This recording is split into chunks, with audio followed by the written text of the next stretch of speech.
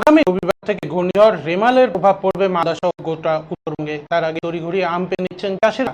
মালদায় 30 থেকে 40 কিলোমিটার বেগে আসে পড়বে এই ঝড়। আবহাওয়া দপ্তরের এমন পূর্বাভাসে দুশ্চিন্তায় ঘুম উড়ে গেছে মালদার আম চাষিদের।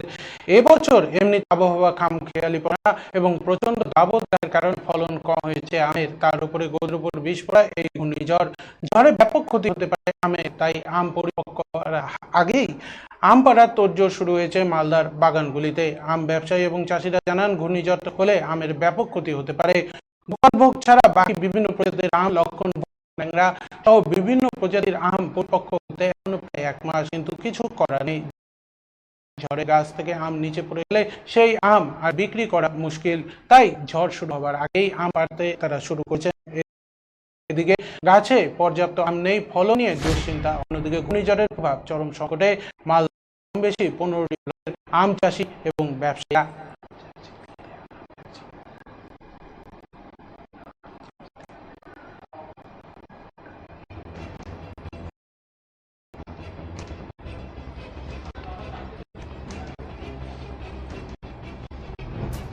তাড়াতাড়ি আমরা আমাদের তো যেতে আছে জ্যৈষ্ঠ মাসে 10 তারিখের পরে পরেই আমরা ভাঙি প্রতিবারই।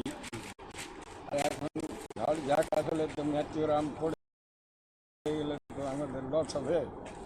এই জন্যে একদিনে তো আমরা ভেঙে নিতে পারবো না সম্পূর্ণ। ওই জন্য আমরা 10 তারিখের পরে ভাঙা শুরু করি। এটা হয়তো জ্যৈষ্ঠ মাস গোটা চলে।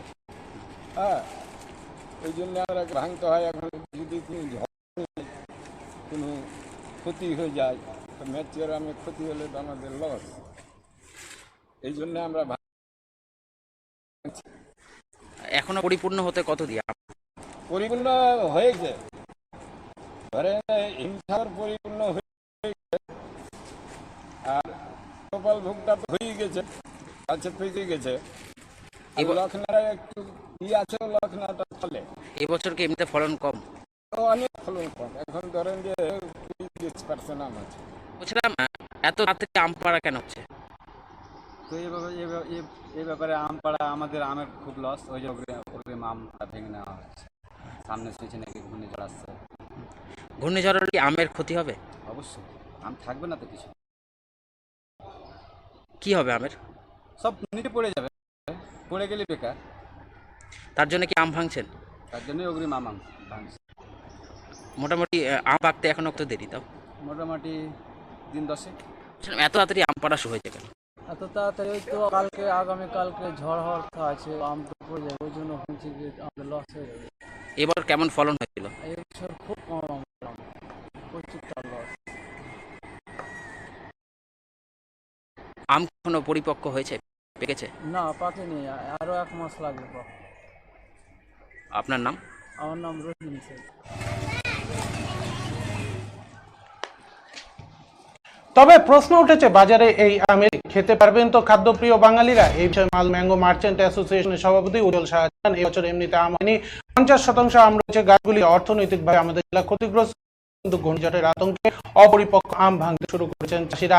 এই অপরিপক্ক আম ভাঙলে আমের গুণগত মান নষ্ট হয়ে যাবে, মানুষ এই আম খেতে পারবেন না। মালদার আমের যে জগৎ বিখ্যাত নষ্ট হবে। রেমাল ঘূর্ণিঝড় আমাদের পশ্চিমবঙ্গে তথা আমাদের মালদা জেলাতেও প্রায় 30 থেকে 40 কিলোমিটার বেগে ধেয়ে আসছে। এবছর কিন্তু আম সেবা হয়নি, আম নষ্ট হয়ে গেছে। 50% আম আমাদের গাছে এখনো আছে, কিন্তু চাষিরা আতঙ্কিত। এমনিতেও আমে এবার অর্থনৈতিকভাবে আমাদের চাষিরা ক্ষতিগ্রস্ত, অর্থনৈতিকভাবে আমাদের জেলা ক্ষতিগ্রস্ত। এতে কিন্তু এখন এই রেমাল ভূমিকম্পের আতঙ্কে গাছ থেকে প্রিম্যাচিওর আম চাষিরা ভাঙতে শুরু করেছে এবং অনেকগুলো আম ভেঙেছে। তাতে আতঙ্কিত হওয়ার কারণেই কিন্তু এই ক্ষতির সম্মুখীন। প্রিম্যাচিওর আম ভাঙলে কিন্তু আমের গুণগত মান নষ্ট হয়ে যাবে এবং এতে করে কিন্তু মালদার আমের যে সুনাম, সেই সুনাম ক্ষতিগ্রস্ত হবে। অতএব আতঙ্কিত না হয়ে আমি চাষিদের কাছে অনুরোধ করবো যে আপনারা হয়তো প্রিম্যাচিওর আম ভাঙবে না, ভাবে আমের কোনো কার্বাইড দেবেন না, এবং মালদার আমের যেন গুণগত মান অক্ষুণ্ণ থাকে সেদিকে সর্বদা সকল আম চাষি, আম ব্যবসায়ীদের বন্ধুদেরকে দৃষ্টি দেওয়ার জন্য আমরা অনুরোধ করছি। ঘূর্ণিঝড়ের প্রভাবে আম কিছুটা হলেও ক্ষতি হবে আশঙ্কা একেবারেই উড়িয়ে দেননি মালদা জেলার আবহাওয়াবিদ তপন কুমার দাস।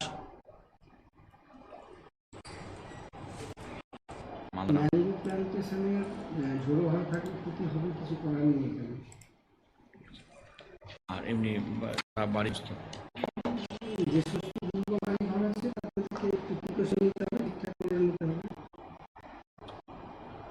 আরেক মালদা ম্যানগ্রোভ প্ল্যান্ট